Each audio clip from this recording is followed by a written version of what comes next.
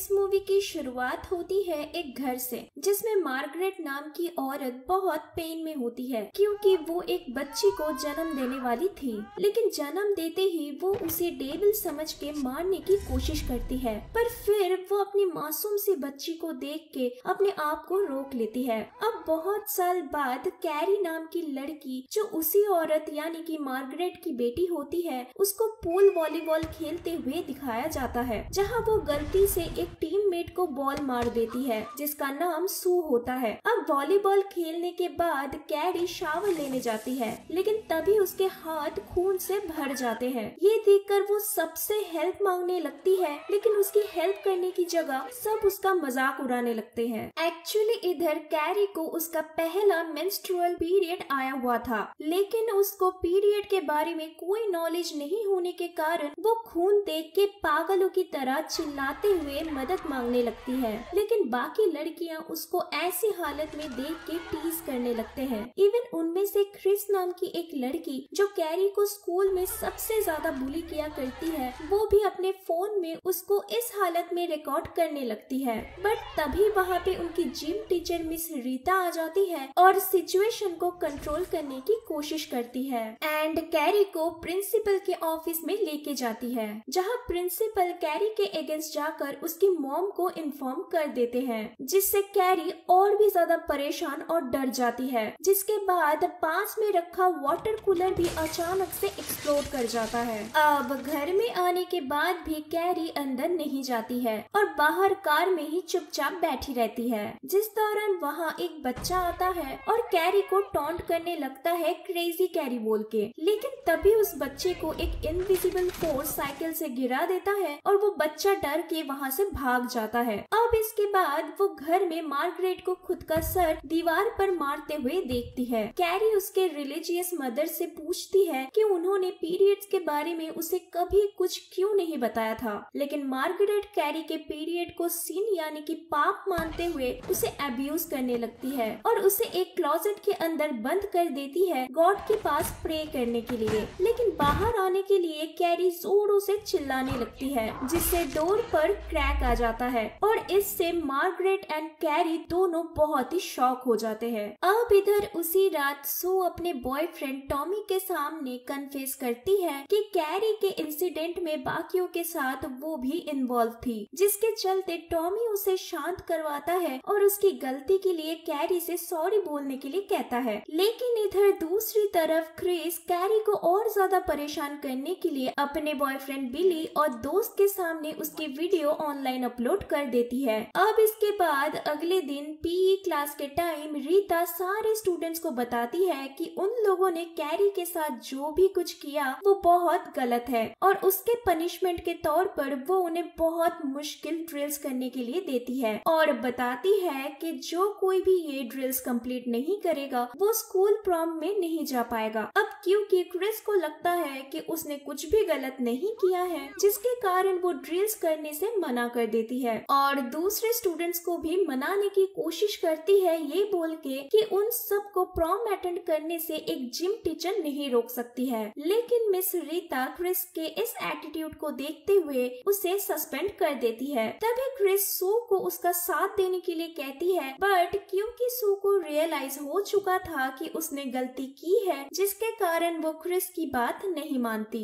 अब यहाँ स्कूल में हम कैरी को देखते हैं, जहाँ सारे स्टूडेंट्स उस पर हंस रहे होते हैं, जिसे देख के वो बहुत ज्यादा सैड हो जाती है और वॉशरूम में चली जाती है, जहाँ गुस्से में मिरर की तरफ देखते ही वो अपने आप टूट जाता है, जिससे उसको पहली बार रियलाइज होता है कि उसके पास एक खास पावर है। अब खुद के पावर्स के बारे में जानने के लिए वो लाइब्रेरी में जाके टेलीपैथिक पावर्स के बारे में रिसर्च करती है, जिससे उसको समझ आता है कि वो ऑब्जेक्ट्स को अपने मेंटल पावर से कंट्रोल कर सकती है। अब इसके बाद इंग्लिश क्लास में जब उसके टीचर उसे पोएम सुनाने के लिए बोलते हैं, लेकिन पोएम खत्म होते ही सू और टॉमी को छोड़ के बाकी सब उस पे फिर से हंसने लगते हैं, जिससे टॉमी टीचर पर गुस्सा हो जाता है और कैरी की पोएम की तारीफ करता है। अब इधर प्रॉम में बैन होने के बाद क्रिस अपने डैड, जो कि एक लॉयर थे, उनको लेके प्रिंसिपल के ऑफिस में चली जाती है, जहाँ उसके डैड सस्पेंशन को हटाने के लिए प्रिंसिपल को धमकी देने लगते हैं। लेकिन तभी रीता बताती है कि कैरी के शावर वाली वीडियो किसी ने यूट्यूब पर अपलोड कर दिया है और उनका पूरा शक क्रिस्टीन पर है। अब इस बात को प्रूफ करने के लिए मिस रीता क्रिस को उसका फोन चेक करवाने के लिए कहती है। इवन उसके डैड के बोलने के बाद भी वो साफ साफ मना कर देती है और वहाँ से उठ के चली जाती है, जिसके बाद वो गुस्से में सू के पास जाती है और उसे टॉन्ट मारने लगती है कि सू को एक्चुअली कैरी के लिए कोई बुरा फील नहीं हो रहा, बल्कि असल में उसको टॉमी के साथ प्रॉम में जाना है और इसीलिए सू ने उसका साथ नहीं दिया।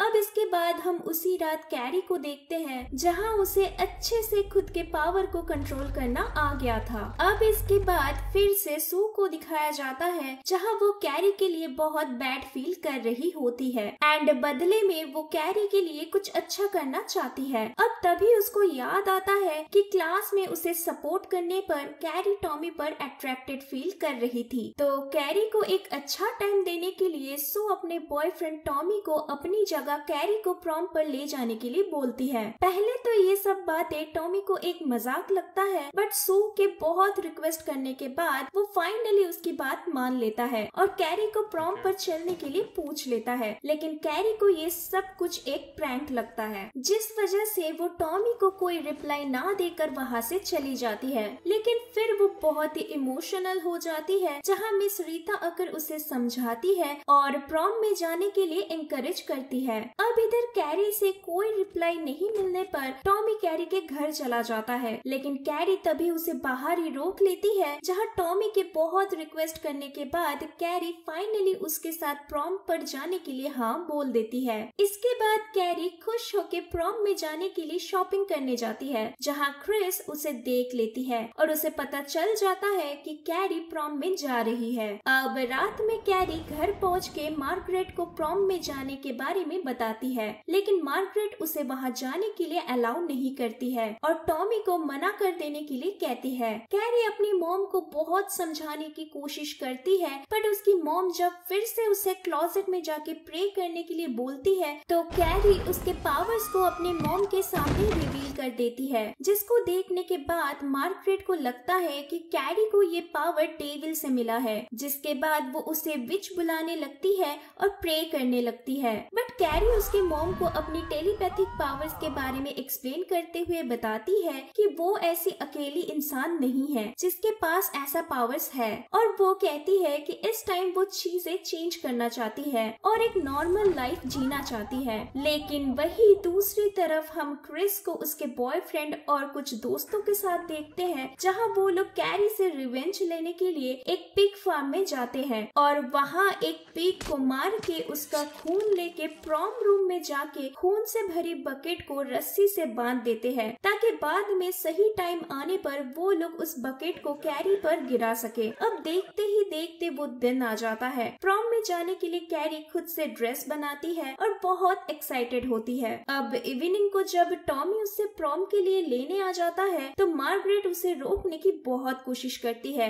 लेकिन कैरी अपने पावर से उसे रोक लेती है और क्लोजेट में बंद कर देती है। अब प्रॉम में जाने के बाद वो बहुत खुश होती है और साथ में नर्वस भी। टॉमी उसके साथ बहुत अच्छे से बिहेव करता है और दोनों साथ में डांस भी करने लगते हैं। लेकिन इसी टाइम में क्रिस और उसका बॉयफ्रेंड अपनी दोस्त की मदद से वहाँ रूम में अंदर चले आते हैं और प्रॉम किंग एंड क्वीन के वोटिंग रिजल्ट को चेंज कर देते हैं, जिससे टॉमी और Carrie prom king and queen बन जाते हैं। अब बैक स्टेज जाके क्रिस सू को मैसेज कर देती है, जिससे सू जल्दी से प्रॉम पर जाने लगती है, क्योंकि वो समझ चुकी थी कि कुछ गड़बड़ होने वाला है। अब रिजल्ट्स अनाउंस करने के बाद कैरी और टॉमी स्टेज पर चले जाते हैं, लेकिन तभी सू वहां आ जाती है और ऊपर लगे बकेट को नोटिस करती है, जिससे उसे पता चल जाता है कि कुछ बुरा होने वाला है। वो तभी कैरी को वार्न करने की कोशिश करती है, लेकिन मिस रीता उसे देख लेती है और उसको प्रॉम रूम से बाहर निकाल देती है, जिसके बाद देखते ही देखते क्रिस कैरी के ऊपर खून गिरा देती है और साथ ही में क्रिस की दोस्त वही शावर वाली वीडियो बड़ी सी स्क्रीन पर चला देती है, जिसके कारण फिर से सब उस पर जोर जोर से हंसने लगते हैं।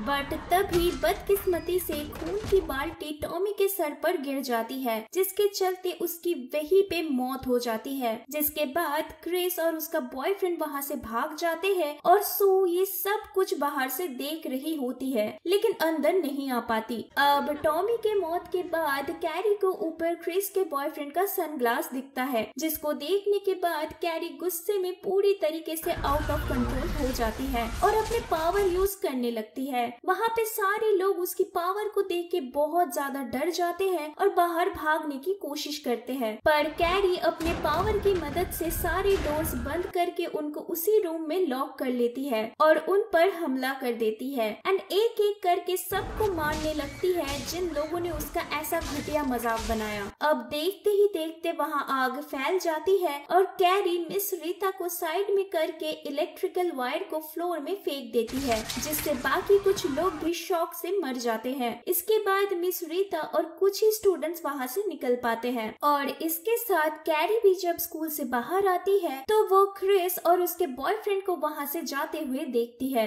जिसके बाद कैरी उन दोनों का पीछा करती है और अपनी पावर से उन्हें रोक लेती है, लेकिन क्रिस और उसका बॉयफ्रेंड कार को घुमाते हैं और कैरी को गाड़ी से मारने की कोशिश करते हैं, लेकिन वो अपने पावर को यूज करके गाड़ी को रोक लेती है, जिससे बिली का नाक टूट जाता है और बहुत ज्यादा ब्लड लॉस होने के कारण वो वहीं पे मर जाता है। इसके बाद क्रिस वहाँ से भागने की कोशिश करती है, लेकिन कैरी अपने पावर से उसे रोक लेती है और उसके कार को उठा के गैस स्टेशन में फेंक देती है। अब लास्ट में वो क्रिस के कार के सामने गैस पंप को गिरा देती है, जिससे क्रिस की कार एक्सप्लोड कर जाता है और उसकी भी वहीं पे मौत हो जाती है। अब इस सब के बाद कैरी घर पहुंचते ही सबसे पहले उस क्लोजेट में देखने जाती है जहां उसने प्रॉम में जाने से पहले अपनी मम्मी को बंद किया था, लेकिन कैरी को वहां मार्गरेट नहीं मिलती। अब नहाने के बाद वो मार्गरेट से मिलती है, जहां वो अपने मॉम को सब कुछ कहती है कि कैसे सबने उसका मजाक उड़ाया है, लेकिन मार्गरेट बताने लगती है कि उसे बहुत पहले ही कैरी को मार डालना चाहिए था।